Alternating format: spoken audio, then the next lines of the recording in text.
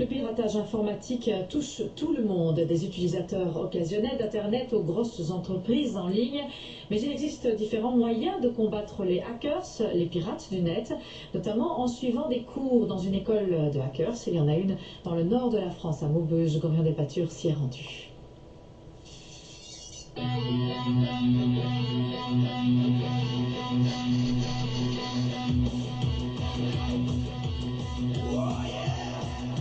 Ces trois hommes sont en danger. Vous voyez leur visage, mais on ne vous donnera pas leur nom. Ils sont la cible des pirates informatiques du monde entier. Si ils ont votre nom, votre adresse, bien ils peuvent essayer de vous téléphoner, d'essayer de s'introduire sur vos PC par tous les moyens qui puissent exister. Ce sont des white hackers, c'est des pirates blancs. Leur boulot, c'est de combattre les méchants pirates, ceux qui propagent des virus, qui contrôlent votre ordinateur, qui volent des données. Ils sont propres dans la Académie. Vous avez l'identification. Leurs élèves, des entreprises et des internautes débutants.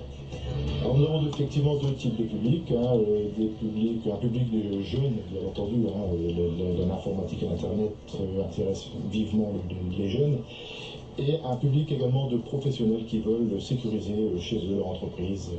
Le piratage, ça n'est pas que le vol de numéros de carte Visa. Certains piratent pour le plaisir simplement, et beaucoup de choses sont possibles. À distance, on peut manipuler l'ordinateur de l'autre, comme par exemple ouvrir le lecteur CD. Donc on peut aussi par exemple éteindre l'écran distant. On peut aussi effacer le disque dur, on peut aussi récupérer les données ou aussi regarder en direct ce que fait la personne sur l'écran. La Académie peut apprendre à éviter ça, parfois avec de la programmation pointue, parfois avec des conseils tout simples, comme se méfier des mails dont on ne connaît pas les méthodes. Internet, c'est dangereux. Internet, c'est si on ne configure pas bien son ordinateur, c'est très dangereux. Et ils savent de quoi ils parlent à notre demande. Ils ont essayé de pirater le site de la RTBF.